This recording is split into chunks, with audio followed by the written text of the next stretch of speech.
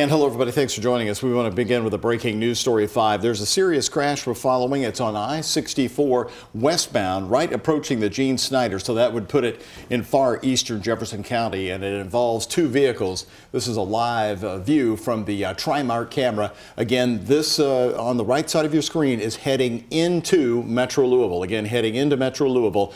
One of them involved in this bad crash is a semi-truck, and we know they were coming from Shelby County, again, heading into Metro Louisville, so you can see the backup. We have no update right now on the condition of the drivers, but we do know there will be delays in the area for quite some time as emergency workers are on the scene. Again, that's just before the Gene Snyder on I-64 tonight. Well, a business in the bar district of the Highlands is trying to put the rumors to rest, saying they're not to blame for the deadly shooting that happened near them over the weekend. 2 people died in that shooting. A third was hurt. The shots rang out right along Baxter Avenue just before 2 a.m. on Sunday. This is likely gang related, and I think our recent acknowledgement that we have a significant gang problem in this city is a really important step. What you just heard is the closest we have heard to a motive so far. Metro Councilman Ben Reno Weber, who represents the Highlands neighborhood, pointing to Louisville's gang problem. Isaiah Kim Martinez and photojournalist Emma Gefter hear from a business now distancing itself from that tragedy.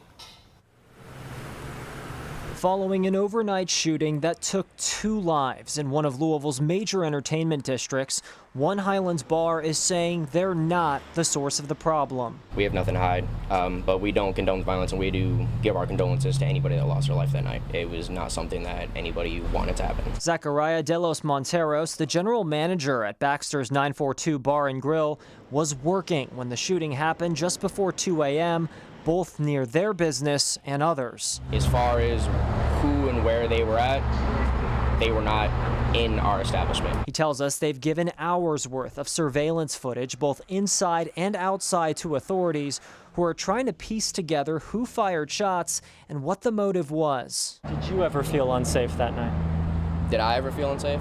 Personally, me, no. My security would tell you the same thing.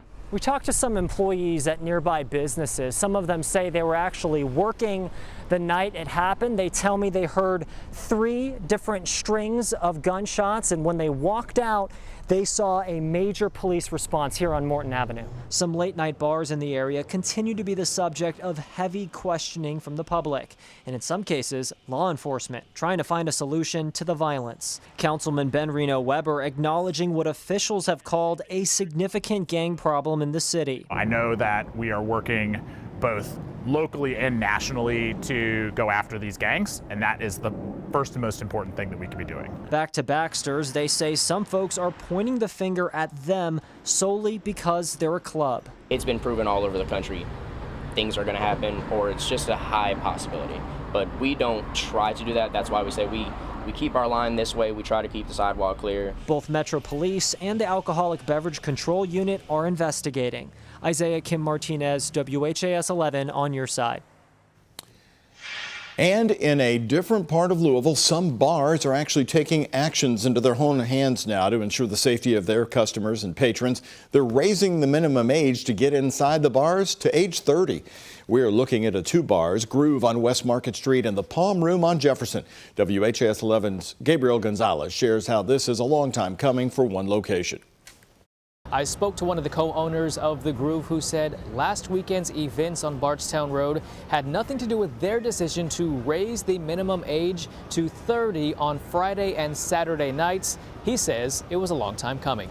Sad and unfortunate what's been going on at the city with other bars, and the heart and prayer goes out to those families and loved ones who are affected and who's lost loved ones in that. Dee Muldrow says it's time to act. It's our duty to make sure our patrons stay safe and they feel comfortable in a safe environment. It's why he's chosen to increase the minimum age at his bar after a certain hour. The Groove says people must be at least 30 years old to stay past 9 p.m. on Friday and Saturday nights. Less than 2 miles west, Joe's Palm Room is catering exclusively to patrons 30 years or older at all times, both sharing the news on their social media accounts. 30 and up crowd, the older crowd, more mature crowd with live, consistent entertainment. So we're just trying to make sure we maintain that vibe, that demographic. That's been our loyal demographic from the beginning. So we just want to make sure that we cater to the people who first start supporting us. Muldrow says families are still welcome during the week. In Louisville, Gabriel Gonzalez, WHAS11, on your side. Now, Louisville Metro Police still looking for suspects in this shooting. If you have any information that can help them, you can always call the anonymous tip line at 574-LMPD, and you can also use their online portal. A young mom in New Albany was making a TikTok video with her friend when police say her ex-boyfriend walked up to her kitchen window and shot her. New court documents are now giving us a better idea of exactly what happened. Joshua Thompson was arrested and charged with the murder of Caitlin Lee today. New Albany police say the shooting happened at her home on Village Drive. Caitlin's friend, who was with her when she was shot, told police they were making a TikTok video in the kitchen. The two women heard a banging at the window. The victim there, or the witness, later told police that he had been watching them.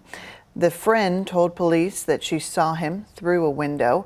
The victim died at the hospital, leaving behind 3 small children. Her friend told police that the two had a toxic relationship. Police confirmed there was an active protective order filed against the suspect, and eventually the suspect did call police and admit over the phone that he killed the mother of his child. He's now charged with murder and invasion of privacy. Unfortunately, this is not unusual for these allegations and circumstances. Relationships can lead to tragic results, and unfortunately in this case the allegations are that did happen. Thompson is now being held without bond, and the family here has started a GoFundMe to help cover the funeral and burial costs. If you would like to contribute, you'll find it under the link story at WHAS11.com. It was a busy weekend for Metro Police. A man was found dead in the Taylor Berry neighborhood on Sunday. Police say officers responded to the home on 7th Street Road and discovered the man dead inside his home. The Jefferson County Coroner's Office has not yet released the victim's identity. The homicide unit is conducting a death investigation at this time. Also here at 5, an Indiana child care provider already charged with murder went right in front of a judge today on new charges in a second incident. 35-year-old Brittany Baylor of Jeffersonville was already in the Clark County Jail when officers arrested her again last Tuesday.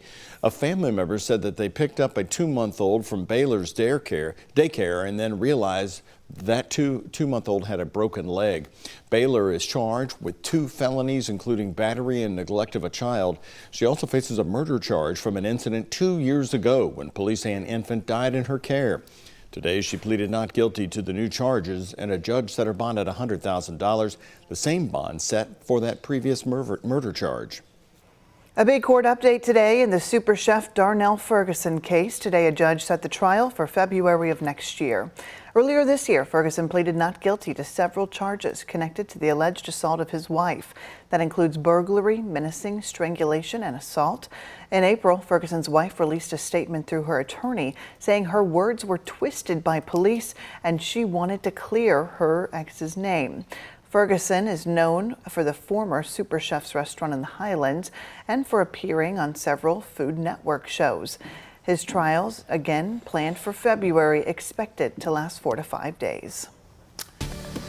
And Chief Meteorologist Ben Pine here with us as we've got a little bit of cloud cover moving back in, but it's been a delightful day as that lower humidity really held on right through the weekend. And what a Monday. It was a tough decision, you know. Do you come to work or try to extend the weekend? You're right about that, Doug. And I wish we could hang on to this, Ben. I was asking you, is this a special treat or are we expecting more of this? Yeah, I mean, 5 to 10 degrees below normal. But, you know, one of the biggest factors that makes it feel comfortable this time of the year is the really low humidity, as you guys were mentioning, down to 37% humidity, dew points in the 50s. So yeah, the humidity is actually going to stay low still over the next several days, although our temperatures are going to be gradually warming up day by day as we head back to near 90 degrees by Thursday, and then some storm chances returning late in our work week. But for now, I know it looks like it's going to rain, but most areas are going to stay dry this evening. As a disturbance moves over, it's going to be interacting some really dry, stable air. So upper 70s, lower 80s out there now, and you can see that little disturbance out to our west as it gets closer. At best, maybe a sprinkle or two a little bit later on this evening, especially west of I-65. But again, most areas will stay dry as a lot of that will evaporate before hitting the ground. A comfortable start tomorrow morning out the door here around 7 o'clock in the 60s, and tomorrow partly to mostly sunny for our Tuesday afternoon. topping out in the lower to mid 80s, so maybe just a little bit warmer out there than today, but still comfortably warm for this time of the year. So increasing clouds around the area. We already have a lot of cloud cover out there, low of 65, upper 70s at noon tomorrow. Nice to have that humidity staying low with our high up to 85 degrees. Again, it's several days out, but we'll look ahead to our next chance of some storms and our next weather impact alert day coming up in our full forecast. All right, Ben, thank you very much. Now to more on those new developments from the Jefferson County Clerk's Office. This morning, the Clerk's Office discovered, in fact, some information was stolen in the ransomware attack. That's a new update. They haven't confirmed the specific data taken, but we're continuing to ask for some answers on that. All offices and services are currently up and running again. Jose Alonso continues his coverage.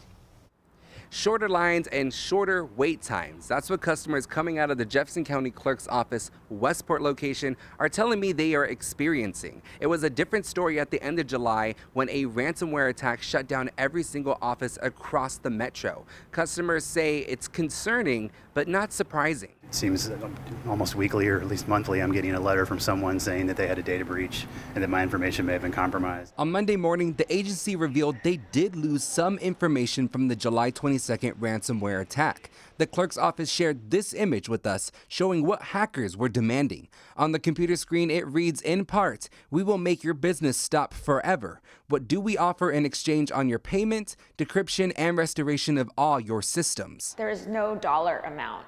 The way that the screenshot reads and the way that the hackers presented it to us on the one message that we saw from them, because there was no negotiation, and all it said on the message was, to get your information back, you need to contact us. The spokesperson for the clerk's office says they will not contact the hackers and expect to make their first forensic report public in Frankfurt. Basically, we need support, and any type of support we can gain from the legislature would be helpful. Whether they could offer extra IT support, extra financial support, because these things can be very labor and cost intensive. Customers think it's the right step to take after the attack. I think it's very important. Clearly our government agencies have a lot of information that needs to be protected, and they probably may not have as much of a robust resources to do that as compared to a private company, so I think it's a good thing. I'm all for it. I know they got a hard job, so whatever we can take off their plate to maybe get us in and out quicker would be great. In Louisville, Jose Alonso, WHAS 11 on your side. And the clerk's office is expected to share some more information on this investigation right in front of a committee of legislators in Frankfurt this Wednesday. The agency again has not revealed any details on what type of information has been taken. That's something we will continue to ask about.